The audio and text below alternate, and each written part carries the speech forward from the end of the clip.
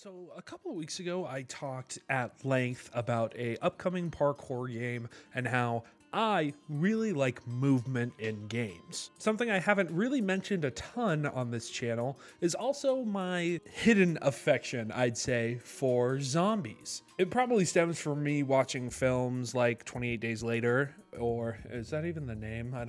28. Yes, that is the name. Okay. It wouldn't be one of my videos without me Googling something within the first 30 seconds. But it probably stems from that, or watching and remembering watching the Walking Dead series premiere and reading the comics of The Walking Dead as a kid. I think that zombies are a really cool trope. And yes, they're probably very overused now. But back in 2015, we got one of the best zombie games ever and one of the best parkour games ever. You already know by the title. I say this in every video. It's always in the title, so I don't even know why I lead it up to this way. But this video is about Dying Light. Now, 2015 was a different time, just for everybody, for the world, okay?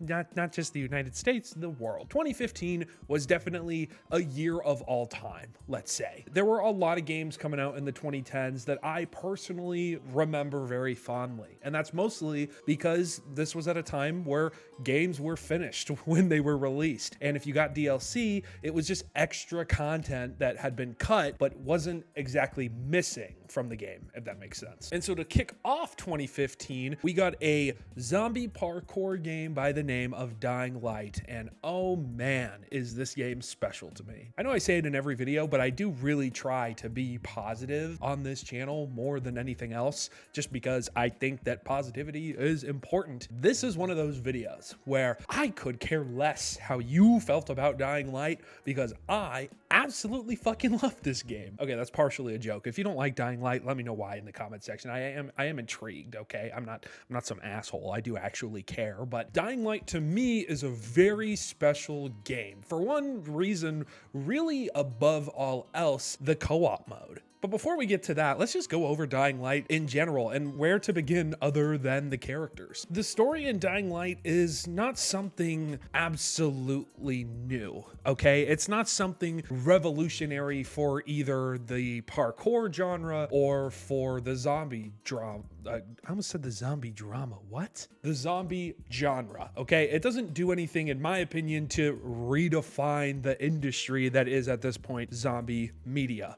But everything it does to follow the zombie trope is done perfectly. You play as a really badass character, Crane. He's just so cool. I'm also really excited because Kyle Crane is making his return as the main protagonist in the upcoming game Dying Light Beast, or the Beast or whatever. It looks super good, but I'll cover that game when it comes out. I don't really want to touch it here. But not only are you introduced to Crane in this game, you have this huge list of side characters that just really makes the game work. Every character in this game feels real, and I talk about that a lot on this channel, about how I think it's really important for characters to feel like they could come right out of either the game or comic books or movies and just be people in real life. I think that's really, really important, and everybody here kind of fits that criteria. If you like factions, this game has like a faction warfare kind of storyline, as well as trying to save the rest of the world from this zombie outbreak. You're also this infected dude who's just going around and fucking things up, and it's just perfect in my opinion. I think it just all works together really well. It's one of those games where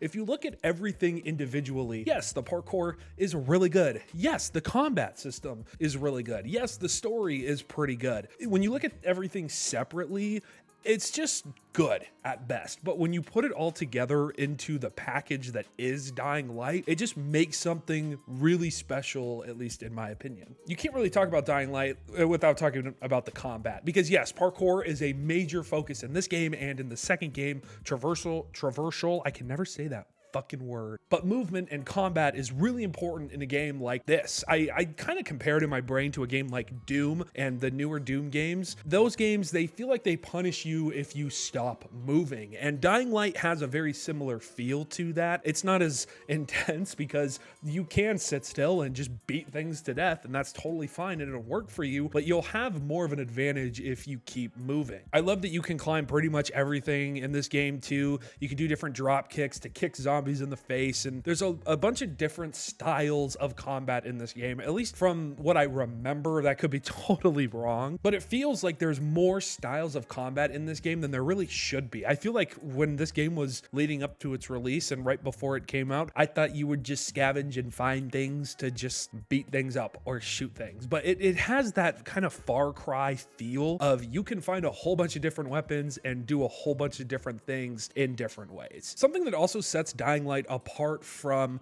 other kind of games, at least for the time period, was the fact how, yes, this game, there were dark corridors and things were generally pretty scary during the day. But if you happen to find yourself outside of the main kind of base safe haven during the nighttime, you are absolutely screwed if you didn't know where you wanted to go or what you wanted to do. The game got significantly harder at nighttime, and that's something that I really appreciated about the game. Obviously, this game feels a lot like Dead Island, and a lot of people, I remember at the time anyway, were saying how this game was kind of like a spiritual successor to Dead Island. Now, obviously, we got Dead Island 2, and Dead Island 2 is actually so fucking good, by the way. If you haven't played that game, just quick shout out. The setting is also really well designed. The entire city for the main game and every portion to it just works. It all flows together. There isn't really, at least to me, a part of the map that really feels out of place, if that makes sense, which also is really important for a terrain-based movement style game like this one. All right, and then again, my favorite part of the game was how easy it was to play this game with other people. Dying Light was actually one of the first games I ever made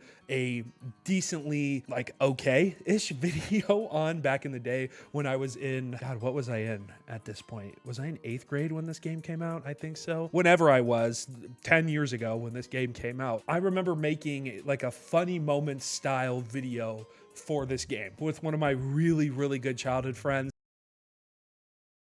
What do we gotta do now? Oh my god, we have to go to each one of these? How about we split up? You do one and I do one.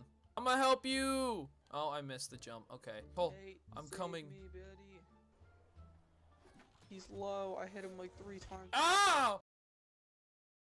And I got a shout out from a YouTuber that I had been watching at the time who did like smaller channel shout outs. And it's such a fond memory for me. It's going to sway how I feel about this game in a positive way. But honestly, even though this game can be super fucking irritating and this game is not perfect by any means, I still think it's super special. Now, just to touch on some of the negatives, this game is not generous at all. There are button prompt moments that it's just really unforgiving if you don't do it right. It can be really hard to, during a boss fight, to just not be able to see what's going on because of how much shit is put on your screen. Like there's different haze and bloom effects, and it just kind of hurts sometimes if you forget to blink like I do a lot of the time. And honestly, this game is really, really good with its open world, but I personally feel like it also tries to restrict you a little too much from exploring the open world. It tries to drive the action, if you will.